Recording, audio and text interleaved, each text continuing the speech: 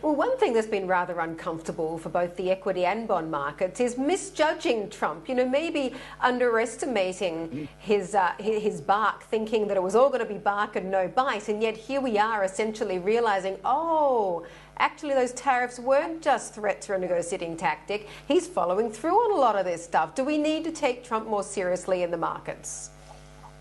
Well, this is the problem. There are really sort of, two versions of Trump, because he comes out with, so much rhetoric, and most of it is so, so bloviated, so extreme. And the problem is, half of it he actually means, and the other half he seems to have forgotten about by the next morning. And the problem is, we don't know which half to take seriously and which half to just kind of ignore. If you ignore the wrong stuff, you're going to pay heavily for it. And if you take seriously the wrong stuff, you're going to pay heavily for it. So I think we just have to look at what are the outcomes that whatever Trump is saying, what are the outcomes that are going to be good, and what are the outcomes that are going to be problematic. And we said going into this year that it was difficult to see, even before the election, we said it was difficult to see whether it was a Trump or a Harris administration, that equity markets were going to be able to keep going, because it was difficult to see that they were going to keep getting that liquidity boost.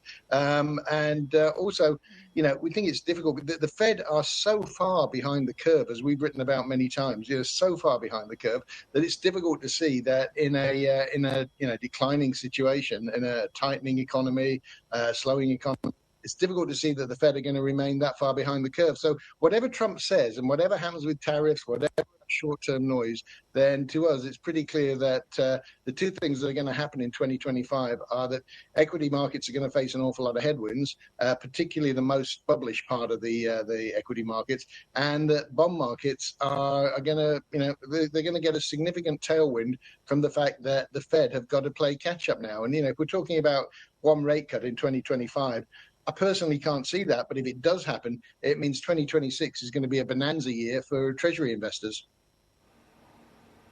Interesting. Paul, just to play the devil's advocate over here, you're saying the Fed is behind the curve, but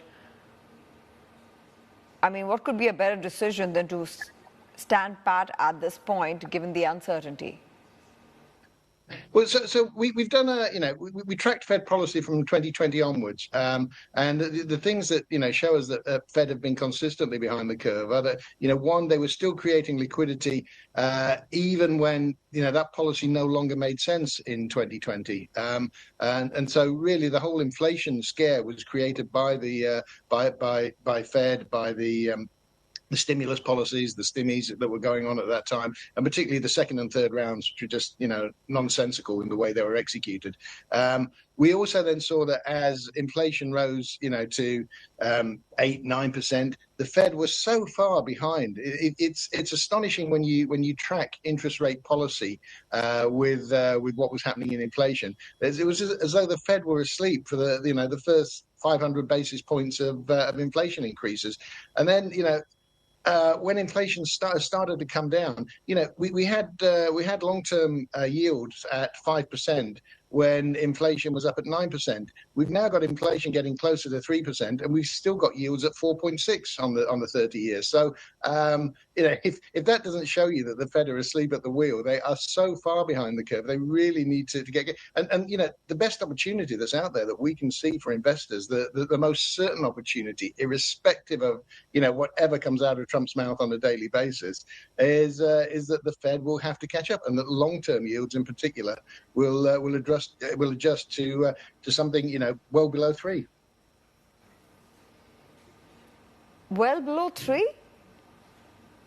Well below 300 basis points over the course of the next 2 years. Absolutely. The economy we've got, if it gets deprived of the liquidity boost that we've had, then we really need long-term interest rates to be back below 3%, and that is massive for bond investors, for Treasury investors.